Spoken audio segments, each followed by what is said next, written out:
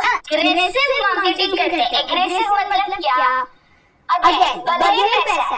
एक नया iPhone launch होने वाला होता है ना, हर देश में कोने कोने तक सबको पता होता है। इतनी हाई लेवल ऑफ एडवर्टाइजमेंट के लिए बहुत ज्यादा पैसा चाहिए, इनके पास है, वो कर सकता है। पर छोटी कंपनीज कर सकती है क्या? छोटे बिजनेसेस कर सकते हैं क्या? और इसीलिए काफी बार छोटे बिजनेसेस को ये कंपटीशन में सर्वाइव करने नहीं देते, और ये बहुत ज्यादा मार्केटिंग करके, कस्टमर सैटिस्फैक्शन देके, लोगों को कन्विंस करके टू बाय अ प्रोडक्ट, काफी ज्यादा मार्केट शेयर आसानी से यहाँ पे कैप्चर कर लेते हैं। ठीक है, चलिए एक्सपेंशन ऑफ मार्केट टेरिटरी। अब देखिए यहाँ पे एक्सपेंशन ऑफ मार्केट टेरिटरी की बात करो तो मान के चलिए एक मल्टीनेशनल कंपनी है जो 3 कंट्रीज में काम कर रही है। अगर चौथे और 5वें कंट्री में भी अपने बिजनेस ऑपरेशंस को बढ़ाना चाहती है, एक्सपांड करना चाहती है, अगेन एक्सपेंशन के लिए क्या चाहिए? फाइनेंशियल रिसोर्सेज जो इनके पास अवेलेबल है। तो खुद की कंट्री के अलावा और ज्यादा कंट्रीज में भी अपने बिजनेस को धीरे धीरे आसानी से एक्सपैंड कर सकती है। ठीक है, उसके अलावा जैसे मैंने कहा कि अपनी कंट्री के अलावा दूसरे कंट्रीज में भी एक्सपैंड करना। ठीक है, ऑलरेडी मैं बता चुकी हूँ कि इनका जो कंट्रोल है, इनके जो हेडक्वार्टर्स से इनका कंट्रोल होता है, और हेडक्वार्टर्स हमेशा होम कंट्री में, मतलब ओन कंट्री की कंट्री में इनका हेडक्वार्टर्स होगा। चाहे ब्रांचेस कोई और कंट्री में हो, कितने भी कंट्री में ब्रांचेस सेटअप किए जाए, खुद का हेडक्वार्टर्स हमेशा ओन कंट्री, होम कंट्री, खुद की कंट्री में होगा। और इन बिजनेसेस को कंट्रोल भी किया जाता है हेडक्वार्टर्स से, तो बेसिकली कंट्रोल खुद की कंट्री में ही रह जाएगा। ठीक है, चलिए आगे जाते हैं टू द नेक्स्ट। अब जाते हैं टू द नेक्स्ट कांसेप्ट जो कि है जॉइंट वेंचर्स। सबसे पहले समझना है जॉइंट वेंचर का मतलब। ठीक है, उसके 2 टाइप्स होते हैं, बताऊंगी यहाँ पे। बट सबसे पहले आपको समझना है जॉइंट वेंचर्स। बेटा मैं यहाँ पे अगर जॉइंट वेंचर्स की बात कहूँ तो कोई भी 2 बिजनेसेस अगर एक साथ आके कॉमन पर्पस और दोनों फायदे के लिए बिजनेस करे तो इसको कहते हैं जॉइंट वेंचर। एक बच्चा कहता है ना, पार्टनरशिप हुआ ना, 2 जन एक साथ आए, बिजनेस किया तो पार्टनरशिप ना। एक second, when 2 or more people या फिर individuals do business together, ये हुआ पार्टनरशिप। 2 व्यक्ति, 2 इंडिविजुअल एक साथ आके एक बिजनेस फॉर्म करते हैं, पार्टनरशिप। यहाँ पे 2 व्यक्ति नहीं जुड़ रहे, यहाँ पे 2 बिजनेसेस जुड़ रहे। ठीक है, एक कंपनी है XYZ, एक कंपनी है ABC, दोनों साथ में मिलकर बिजनेस करेगी, दोनों के फायदे के लिए, तो जॉइंट वेंचर है। ये 2 इंडिविजुअल्स नहीं है, इंपॉर्टेंट चीज। ठीक है, उसके बाद a joint venture can be flexible depending upon the requirement of both the companies. Flexible का मतलब क्या? अब कंपनीज एक साथ आके बिजनेस करेगी तो किसका कितना कैपिटल कंट्रीब्यूशन होगा, कौन क्या टेक्नोलॉजी देगी, कौन क्या एसेट्स देगा, क्या प्रॉफिट शेयरिंग रेशियो होगा, किसका क्या मैनेजमेंट डिसीजन पे कंट्रोल होगा, ये दोनों कंपनीज मिलकर तय करेगी। अगर यहाँ पे 50-50 प्रॉफिट होगा, दोनों का इक्वल कंट्रीब्यूशन होगा, कोई चीज यहाँ पे ऐसी मैंडेटरी नहीं है, कोई नहीं। तो फ्लेक्सिबल है, दोनों कंपनीज को जो सही लगता है, जिसमें दोनों सहमत है, उस तरीके से ये जॉइंट वेंचर को फॉर्म किया जा सकता है और उसके टर्म्स एंड कंडीशंस डिसाइड किए जा सकते हैं। ठीक है, बट ये जॉइंट वेंचर एग्रीमेंट में मेंशन करना है। ऐसा नहीं कि आज एक बोला कल कुछ और बोला झगड़े हुए, ऐसा नहीं। तो आगे जो भी टर्म्स एंड कंडीशंस अग्री हुए हैं जॉइंट वेंचर एग्रीमेंट में मेंशन करो, दोनों उसके ऊपर साइन करेंगे कि हाँ भाई सही है, हम इसको अग्री करते हैं, सो दैट कल उठ के कॉन्फ्लिक्ट होना, झगड़े होना कि ऐसा बोला ही नहीं था, ऐसा हुआ ही नहीं था, ये ना हो। ठीक है, चलिए आगे चलते हैं। In India joint venture companies best तरीका होता है बिजनेस करने के लिए। क्यों? क्योंकि इसके ऊपर कोई अलग कायदा लागू नहीं होता। ठीक है, देखिए जनरली क्या होता है जब जॉइंट वेंचर्स करते हैं, अब मेरी कंपनी है, मेरी कंपनी में फंड्स है, एसेट्स है, एक्सेट्रा, आपकी भी कंपनी है, आपके पास भी फंड्स है, एसेट्स है, एक्सेट्रा। अकेले एज टू सेपरेट बिजनेस काम करोगे तो लिमिटेशंस इन फंड्स है, लिमिटेशंस इन पावर्स है, लिमिटेशन इन एसेट है। अगर दो कंपनीज मिल गई तो उनके फंड्स भी जॉइंट हो गए, एसेट्स भी जॉइंट हो गए, तो पावर भी बढ़ गया। तो एक तरीके से बेटर बिजनेस आप कर सकते हो, ज्यादा मार्केट कैप्चर कर सकते हो, और प्लस आपके ऊपर कोई अलग कायदा, कानून, टर्म्स, कंडीशंस इंडिया में लागू नहीं होता। और इसीलिए इंडिया में जॉइंट वेंचर को one of the most adopted तरीका ऑफ डूइंग बिजनेस माना जाता है। ठीक है, तो यहाँ पे इनको डोमेस्टिक कंपनीज के तौर पे ही जो भी कायदा कानून है वो इनके ऊपर लागू होता है। अब जॉइंट वेंचर की अगर बात करें तो बेसिकली बच्चा दो टाइप के जॉइंट वेंचर होते हैं। टाइप नंबर 1 जिसको कहते हैं इक्विटी बेस्ड जॉइंट वेंचर या तो EJV। ठीक है, second type that is contractual joint venture या तो इसको कहते हैं CJV। अब यहाँ पे अगर इक्विटी बेस्ड जॉइंट वेंचर कहूँ तो इसको 3 तरीके से बनाया जा सकता है। आप इसको कंपनी के तौर पे फॉर्म कर सकते हो, पार्टनरशिप के तौर पे फॉर्म कर सकते हो, या तो एक स्पेशल टाइप ऑफ पार्टनरशिप, या तो मैंने टाइप्स ऑफ पार्टनरशिप आपको पढ़ाई थी।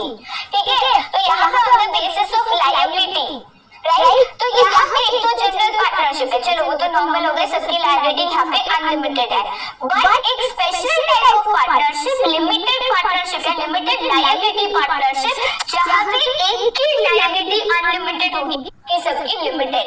इस तरीके से भी इक्विटी बेस्ड जॉइंट वेंचर तीनों तरीके में फॉर्म हो सकता है।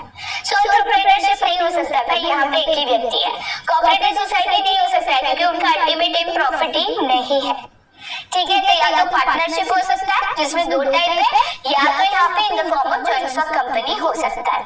बट कॉन्ट्रैक्चुअल जॉइंट वेंचर कहे तो ये क्या होता है, कॉर्पोरेशन एग्रीमेंट या तो स्ट्रेटेजिक अलायंस। बेसिकली यहाँ पे एक MOU memorandum of understanding sign होता है जहाँ पे 2 व्यक्ति कहते हैं कि चलो ये काम है तो साथ में इसको काम करते हैं। स्ट्रेटेजिक अलायंस के साथ में करने में अपना फायदा है, दोनों के बीच में एक एग्रीमेंट होता है।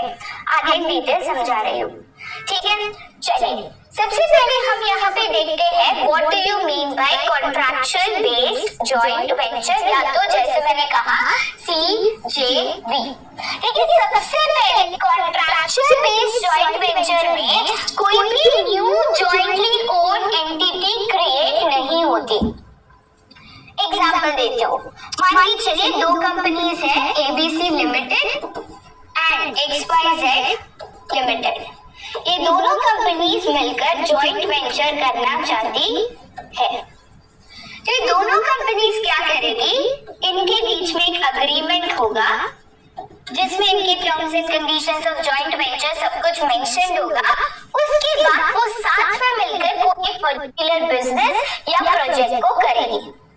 इस केस में ये दोनों कंपनी मिलकर M&C लिमिटेड यहाँ पे बन गई, ऐसा नहीं है।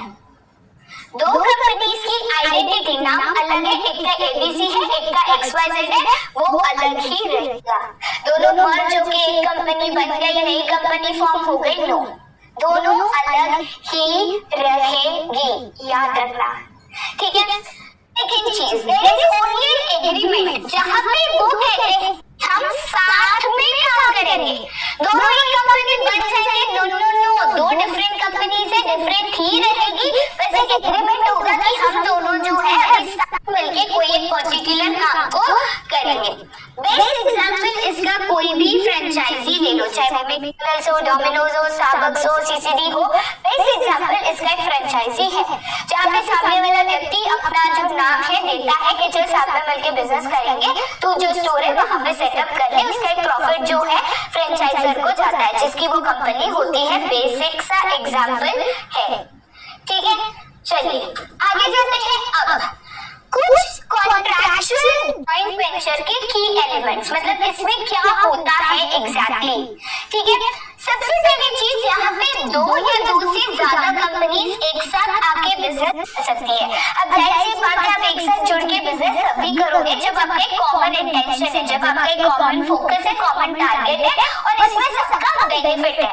ठीक है, सबसे इम्पोर्टेंट चीज यहाँ पे हर पार्टी कोई ना कोई contribution in the form of input करेगी। अब भाई तुम साथ में बिजनेस कर रहे हो, एक व्यक्ति सारा इनपुट ला रहा है, सारा काम कर रहा है, तो दूसरे कंपनी की जरूरत ही क्या है? साथ में बिजनेस तब करेंगे जब सबके पास कोई ना कोई फायदे की चीज हो लेकर आ सके ना। तो हर कंपनी कैपिटल ला सकती है, एक कंपनी ने कैपिटल लाया, एक कंपनी ने एसेट्स और टेक्नोलॉजी लाया, ये भी हो सकता है।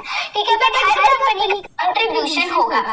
दोनों पार्टी का कोई ना कोई control in the decision of businesses होगा। भाई बिजनेस साथ में कर रहे हो तो दोनों का यहाँ पर ओनरशिप आ गया ना, तो दोनों का कंट्रोल होगा। तो शुरुआत में ही जब ये एग्रीमेंट होता है तो किसका क्या डिसीजन में कंट्रोल होगा या कौन किस चीज का मैनेजमेंट करेगा, शुरुआत में डिसाइड हो जाता है, सो दैट बाद में झगड़े कॉन्फ्लिक्ट्स यहाँ पे ना हो।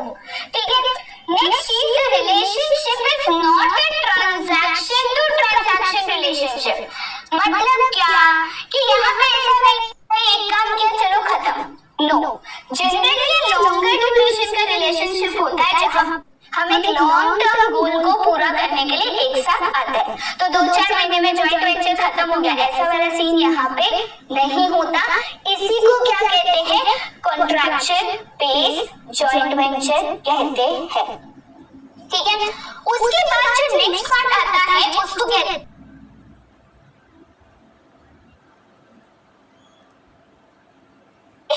EJV या तो इक्विटी बेस्ड जॉइंट वेंचर। अब इक्विटी बेस्ड जॉइंट वेंचर की बात करूं तो यहाँ पे एक ऐसा एग्रीमेंट होता है जहाँ पे दोनों बिजनेसेस मर्ज होके एक नया बिजनेस फॉर्म होता है। तो इसमें दो तरीके हैं, एक कंपनी थी मान के चलिए ABC लिमिटेड, दूसरी थी XYZ लिमिटेड। ये दोनों कंपनी मर्ज होके, ठीक है, एक न्यू कंपनी फॉर्म हो गई जिसका नाम हमने रख दिया मान के चलिए ABZ लिमिटेड। ठीक है, दूसरा तरीका ABC लिमिटेड मर्ज हो गई XYZ लिमिटेड में और XYZ लिमिटेड इनका नया नाम है। एक कंपनी दूसरी कंपनी में मर्ज हो गई, दूसरी कंपनी का नाम सेम है, दोनों कंपनी डिसॉल्व होके दोनों ने मिलकर एक नया जॉइंट वेंचर खोला, नाम रख दिया ABC। बट यहाँ पे दोनों की आइडेंटिटी चेंज होगी, ऐसा नहीं कि दोनों की सेपरेट आइडेंटिटी है, नो, दोनों मर्ज होगी, एक साथ जॉइंट हो जाएगी और फिर बिजनेस करेगी। ठीक है, याद रखिएगा अगर 2 या मोर इसमें बिजनेसेस हो सकते हैं, दोनों के बीच में अग्रीमेंट होगा जिसमें इसके जो टर्म्स एंड कंडीशंस है, जिसमें इसके जो भी डिसीजंस है वो सारे इस कॉन्ट्रैक्ट में अगेन मेंशन्ड होता है। कुछ की एलिमेंट्स इसके, सबसे पहले यहाँ पे न्यू एंटिटी फॉर्म होगी, या तो पहले वाला कंपनी दूसरे कंपनी में होगा जो CJV में नहीं था। ठीक है, नेक्स्ट इंपॉर्टेंट चीज, ओनरशिप हमेशा शेयर रहेगी। अरे दो कंपनी है, भले एक साथ जुड़ रही है पर दोनों की कंपनी थी ना, तो ओनरशिप दोनों कंपनीज के हाथ में, ऐसा नहीं कि एक ही कंपनी ओनर बनेगा दूसरा फिर क्या करेगा भाई। तो joint decision, joint sharing of profit, दोनों कंपनी का इनपुट्स लाना यहाँ पे होगा ही, दोनों का मैनेजमेंट भी जॉइंट होगा, जिम्मेदारियां भी जॉइंट होगी। अगर इन्वेस्ट करना है, कैपिटल कंट्रीब्यूशन करना है, लॉस हो गया तो जिम्मेदारियां दोनों की है बेटा, एक का नहीं है। ठीक है, उसके अलावा शेयर प्रॉफिट्स एंड लॉसेस है जो मैं ऑलरेडी बता चुकी हूँ। साथ ही साथ यहाँ पे इक्विटी बेस्ड जॉइंट वेंचर में मेमोरेंडम ऑफ अंडरस्टैंडिंग दोनों कंपनी साइन करती है, जहाँ पे इनका जॉइंट वेंचर एग्रीमेंट में ये हाईलाइटेड रहता है कि भाई क्या काम कौन करेगा, क्या प्रॉफिट शेयरिंग रेशियो होगा, सारी चीजें। ठीक है, यहाँ पे अगर इक्विटी बेस्ड जॉइंट वेंचर्स के कुछ आपको एग्जांपल्स देना चाहो तो आप इसमें ICICI लोम्बार्ड लिख सकते हो, जहाँ पे ICICI एक कंपनी है, लोम्बार्ड दूसरी कंपनी है। Similarly you can can write ICICI जो एक कंपनी है, प्रूडेंशियल जो सेकंड कंपनी है। सिमिलरली मारुति सुजुकी का था, ठीक है, हीरो होंडा का था जो डिसॉल्व हो चुका है। ये सारे इक्विटी बेस्ड जॉइंट वेंचर्स थे, right. Most of the equity based joint venture में पाया गया है कि उसमें एक कंपनी इंडियन होती है, दूसरी कंपनी फॉरेन होती है। अब मारुति सुजुकी देख लो, हीरो होंडा देख लो, आईसीआईसीआई प्रूडेंशियल देख लो, आईसीआईसीआई लोम्बार्ड देख लो and so on. Benefits of equity based joint venture की बात करें तो सबसे पहला फायदा ये होता है कि आपके पास ज्यादा रिसोर्सेज और कैपेसिटी होता है। एक सिंपल एग्जांपल से अगर मैं इसको समझाऊं तो मान लीजिए एबीसी लिमिटेड है जिसके पास 100 करोड़ रुपीस का फंड्स है, एक्सवाईजेड लिमिटेड है जिसके पास भी 100 करोड़ रुपीस का फंड्स है। तो इंडिविजुअली देखेंगे तो उनके पास 100 करोड़ है, पर ये दोनों कंपनी अगर मिलकर जॉइंट वेंचर फॉर्म करती है तो टोटल इनके पास 200 करोड़ हो गए। प्लस दोनों का मैनेजमेंट स्किल्स, दोनों की यहाँ पे रिसर्च, दोनों की यहाँ पे एसेट जहाँ पे मर्ज हो गए तो ज्यादा हो गया ना, तो more capital and resources businesses में ऑटोमेटिकली आ जाएगा, जिससे वो ग्रो, एक्सपैंड करना, मार्केट कैप्चर करना इजीली कर सकते हैं, ठीक है। नेक्स्ट चीज क्या है तो access to new market and distribution networks. अब देखिए यहाँ पे जैसे मैंने बोला कि बहुत सारे जो इक्विटी बेस्ड जॉइंट वेंचर्स है उसमें एक इंडियन कंपनी है, दूसरी फॉरेन कंपनी है। तो यहाँ पे बेस्ट तरीका होता है अगर आप कोई और कंट्री में अपने बिजनेस को एक्सपैंड करना चाहते हो, कोई और कंट्री में एंटर करना चाहते हो, तो उस कंट्री की कंपनी के साथ जॉइंट वेंचर कर लो। जैसे लोम्बार्ड ने आईसीआईसीआई के साथ जॉइंट वेंचर करके इंडिया में अपना प्रोडक्ट इंट्रोड्यूस कर दिया, सेम गोज विद प्रूडेंशियल, ठीक है। तो ये कंपनीज क्या करती है, जॉइंट वेंचर करती है with a partner from another country, उससे उस कंट्री की मार्केट में वो यहाँ पे अपने प्रोडक्ट को इंट्रोड्यूस कर सकती है। तो कोई भी फॉरेन कंपनी जो है इंडिया की कंपनी के साथ जॉइंट वेंचर करके इंडियन मार्केट में यहाँ पे एक्सेस ले सकती है, ठीक है। थर्ड चीज क्या है तो एक्सेस टू टेक्नोलॉजी। अब देखिए बहुत इंडिया की कंपनी जैसे मारुति ने सुजुकी के साथ जॉइंट वेंचर किया था, क्यों? क्योंकि सुजुकी एक ऐसी कंपनी थी जिसके पास बेटर टेक्नोलॉजी थी टू मेक ऑटोमोबाइल्स या कार्स, बेसिकली ऐसे कह सकते हो, ठीक है। तो उनके साथ जॉइंट वेंचर करके उनके पास जो बेटर सुपीरियर लीडिंग टेक्नोलॉजी है उसका एडवांसमेंट, उसका फायदा एज एन इंडियन कंपनी आपको यहाँ पे मिल सकता है। देखिए एक होता है कि भाई उनकी टेक्नोलॉजी छोड़ो, आपको टेक्नोलॉजी खरीदो, खुद उसको डेवलप करो, बट ये एक्सपेंसिव पड़ता है, काफी बार नहीं कर सकते, तो बेटर है हाथ मिला लो, उनकी टेक्नोलॉजी आपकी हो गई, आपको भी उसका फायदा मिल गया और उनको इंडियन मार्केट में एक्सेस मिल गया तो उनका भी बिजनेस ग्रो होगा, ठीक है। नेक्स्ट चीज क्या है तो इनोवेशन। देखिए इनोवेशन की बात करें तो कोई भी मार्केट है, आज ऐसा है कि भाई एक चीज लगातार नहीं बिकेगी, राइट। सो कंटिन्यू इनोवेशन करके न्यू प्रोडक्ट्स इंट्रोड्यूस करने हैं। न्यू प्रोडक्ट्स करने के लिए यहाँ पे आपको बहुत ज्यादा क्या करना पड़ता है, रिसर्च एंड डेवलपमेंट। सबसे पहले तो इसके लिए फंड ज्यादा चाहिए, ठीक है। दूसरी चीज यहाँ पे कुछ क्रिएटिव माइंडसेट, कुछ नया चाहिए।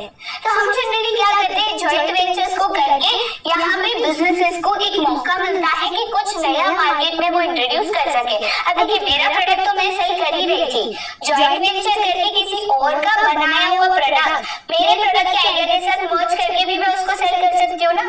तो इधर पे मैंने न्यू प्रोडक्ट मार्केट में इंट्रोड्यूस कर दिया, ठीक है। चलिए आगे जाते हैं तो the next that is low cost of production. Again one of the important reasons जिसकी वजह से यहाँ पे जॉइंट वेंचर होता है। अब देखिए अगर मैं इंडिया की बात करूं, ठीक है, तो इंडिया एक डेवलपिंग कंट्री है, इंडिया एक डेवलपिंग कंट्री है। तो इंडिया में कॉस्ट ऑफ लेबर जो है या लेबर चार्जेस है वो काफी यहाँ पे सस्ते हैं, चीपर है कंपेयर टू डेवलप्ड कंट्रीज। तो बहुत सारी फॉरेन कंट्रीज की कंपनी इंडिया के साथ टाई अप करके इंडिया में अपने प्रोडक्शन यूनिट सेटअप करके यहाँ पे जो लेबर है या low cost of raw material है उसको यूज करके भी यहाँ पे प्रोडक्शन करती है। तो इससे क्या होता है कि उनका जो कॉस्ट ऑफ प्रोडक्शन है, खुद की कंट्री में प्रोडक्शन कर रही है तो महंगा पड़ रहा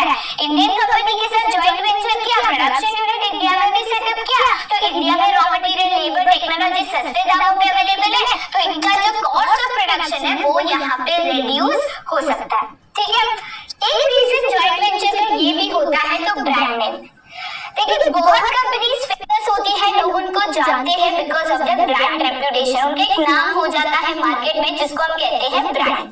अब आप एक ऐसी कंपनी के साथ जुड़ गए तो ऑटोमेटिकली आपको भी लोग जानने लगेंगे। ओ ब्रांड का थप्पा जरूरी है भाई, कहाँ है थप्पा जो पूछा गया था ना, ये थप्पे की तो बहुत वैल्यू है भाई, प्रोडक्ट का प्राइस ऑटोमेटिकली दुगना हो जाना है। ठीक है, तो बहुत सारे लोग ये ब्रांड नेम के लिए, ये गुडविल, ये reputation in the market create करने के लिए भी जॉइंट वेंचर करते हैं। ठीक है, चलिए आगे चलते हैं to the last concept of the chapter जो कि है पीपीपी। क्या है पीपीपी? क्या है PPP? That is public private partnership. Public private partnership में बेसिकली क्या होता है, तो दो कंपनीज है जैसे एबीसी लिमिटेड और एक्सवाईजेड लिमिटेड, उसमें से एक कंपनी प्राइवेटली ओन्ड होगी या तो प्राइवेट सेक्टर की होगी और दूसरी जो है that will be public sector या तो आप कह सकते हो गवर्नमेंट कंपनी। और ये दोनों कंपनी जब मिलकर या जुड़कर या एक साथ हाथ मिलाकर बिजनेस करती है तो इसी को क्या कहते हैं मेरे दोस्तों? पीपीपी। ठीक है, क्या कहते हैं? PPP, that is private public या पब्लिक प्राइवेट पार्टनरशिप। ठीक है, यहाँ पे पब्लिक प्राइवेट पार्टनरशिप की बात करें तो इस केस में जो रिस्क है, ठीक है, या तो जो काम ऑफ बिजनेस है वो दोनों के बीच में अलोकेट होता है। It is a relationship between a public and a private entity. एक पब्लिक कंपनी होगी, एक प्राइवेट कंपनी होगी, याद रखना। अब इस केसेस में generally most of the time infrastructure and services के लिए प्राइवेट कंपनी की मदद या तो प्राइवेट कंपनी का साथ या सपोर्ट मांगा जाता है। ऑब्वियसली पब्लिक सेक्टर का मेन कंट्रोल या मेन डिसीजन इसमें होगा ये इंश्योर करना कि भाई प्राइवेट कंपनी आ गई तो वो अपना प्रॉफिट देखे कुछ भी करे, ऐसा नहीं है। पब्लिक कंपनी का मेन कंट्रीब्यूशन देखो एग्जैक्टली क्या होता है मैं आपको बता दूं। कोई इंपॉर्टेंट कंस्ट्रक्शंस करना है, जैसे कि गवर्नमेंट हॉस्पिटल बनानी है, ब्रिजेस बनाने हैं, रोड्स बनाना है, नई रेलवे की लाइन डालनी है, तो बहुत बार जो पब्लिक कंपनीज है या गवर्नमेंट है उनके पास उतने रिसोर्सेज, लेबर, टेक्नोलॉजी नहीं होती, तो वो क्या कहते हैं हमें करना तो है, हम कर नहीं पाएंगे तो प्राइवेट कंपनी को कॉन्ट्रैक्ट देते हैं, उनके साथ मिलकर ये काम को पूरा करते हैं। चलेगी किसकी जरूरत है? गवर्नमेंट की। करा क्यों रहे प्राइवेट कंपनी से? क्योंकि हमें एफिशिएंसी मिल रही है, सिंपल सा बात है। ठीक है, याद रखना। चलिए आगे चलते हैं उसके फीचर्स के साथ। सबसे पहले इसमें प्राइवेट पार्टी एंड एक पब्लिक फैसिलिटी होगी। ठीक है, तो यहाँ पे अगर आप प्रॉफिट एंड लॉस शेयरिंग कहो, ठीक है, तो ये दोनों के बीच में होगा। अगर आप मैनेजमेंट कहो तो most of the time main management government के हाथ में होता है। ठीक है, चलिए फैसिलिटी की बात करें तो it is finance and owned by the public और इसीलिए मेन मैनेजमेंट उनके हाथ में होता है। तो जैसे रेलवे का प्रोजेक्ट है तो रेलवे की ओनरशिप किसके पास है मेरे दोस्त? डिपार्टमेंटल अंडरटेकिंग है, किसके पास है? गवर्नमेंट के पास।